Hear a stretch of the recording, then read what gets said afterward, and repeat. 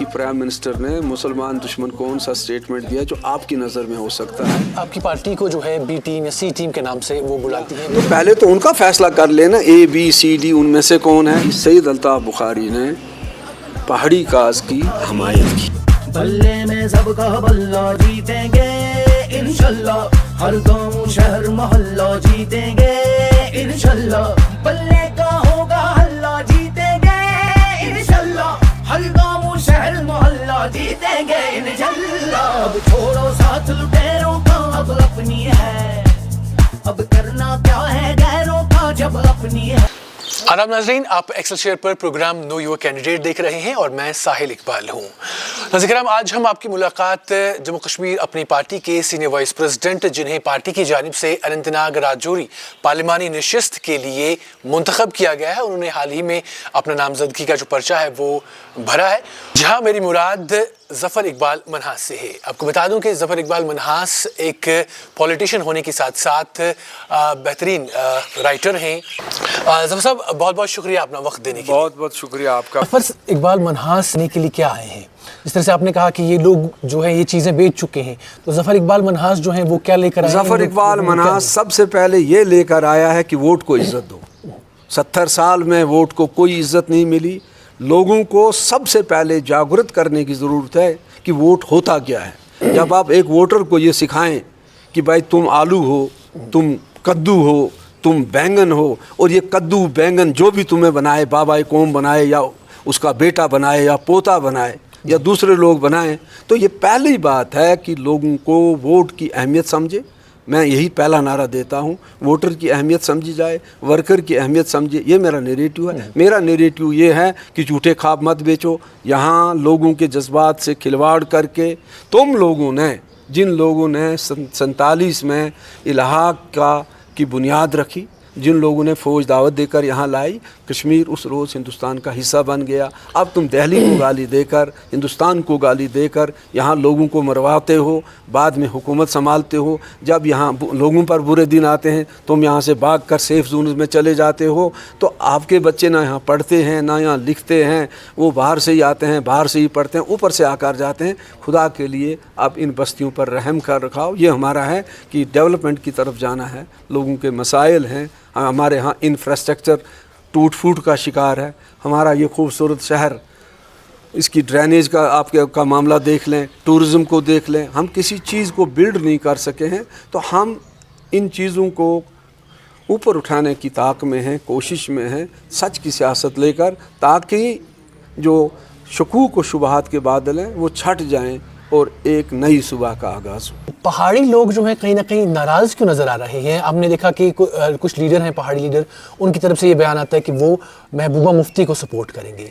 देखिए, ये मैंने कहा ना, जब प्रोपेगेंडा करना हो तो बहुत सारी चीज़ें कही जा सकती है। ना सारे कश्मीरी किसी एक कश्मीरी लीडर के साथ हैं, ना सारे गुजर लीडर एक किसी लीडर के साथ हैं, ना सारे पहाड़ी किसी एक लीडर के साथ हैं। 19-20 का फ़र्क तो होता ही रहता है। सारे लोग महात्मा गांधी के साथ भी नहीं थे, सारे लोग मोहम्मद अली जिन्ना के साथ भी नहीं थे।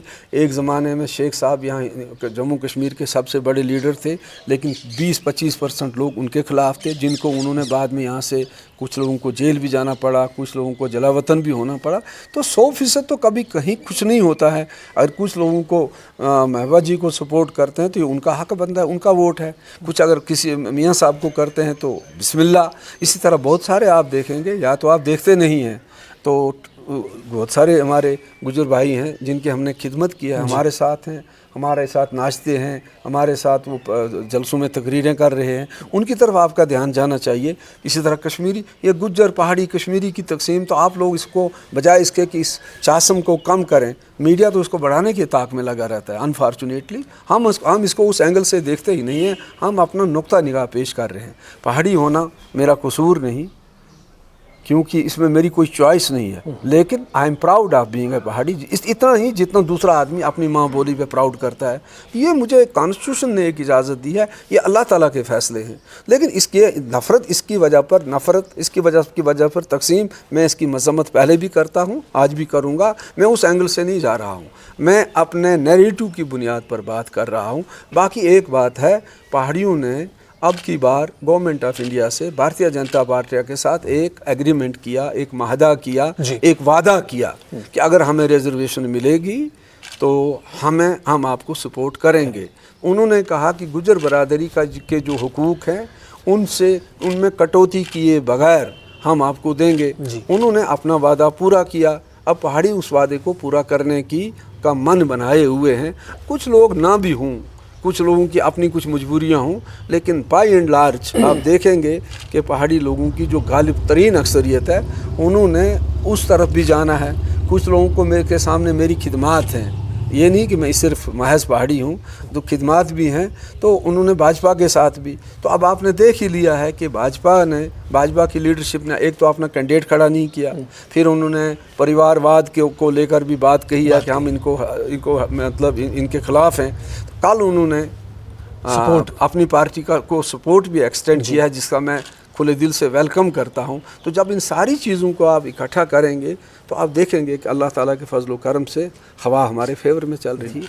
सर, आपने भारतीय जनता पार्टी के सपोर्ट के हवाले से बात की, तो जिस तरह से हम सब जानते हैं कि बाकी जो सियासी पार्टियां यहाँ की वो अक्सर बेशतर आपकी पार्टी को जो है बी टीम या सी टीम के नाम से वो बुलाती हैं। ये जब ये बाकी पार्टियों की बात ना करें, आप ये कहें कि एनसी और पीडीपी ये कह रही है, ये वो पार्टियाँ हैं जिनके बारे में अब कुछ कहना वक्त ज़ाया करने की बात है, और हम सब इसका जवाब देना वक्त की ज़ाया बात करते हैं।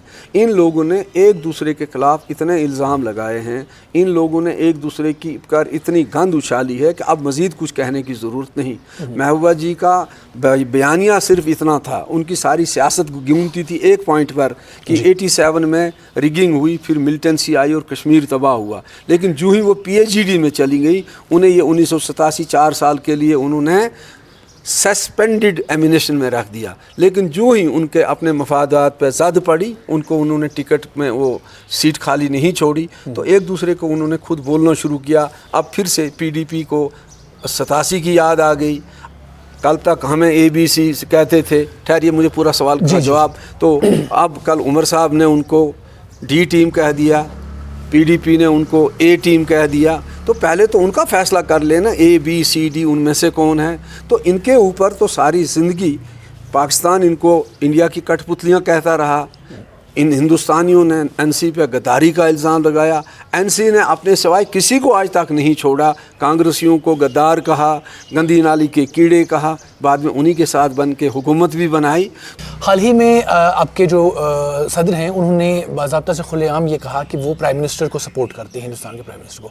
लेकिन एक बयान भी प्राइम मिनिस्टर की तरफ से काफ़ी ज़्यादा सोशल मीडिया पर वायरल हुआ, जिसमें वो मुस्लिम्स के ख़िलाफ़ बात करते हुए नज़र आए। तो आपकी पार्टी का क्या मौक़िफ़ है? क्या आप उस बयान के साथ भी हैं? आप मुझे ये बताइए कि आप दुनिया में अगर किसी भी चीज़ को सपोर्ट करते हैं तो ये ज़रूरी नहीं कि उसकी हर बात से आपका इत्फाक हो, ठीक है।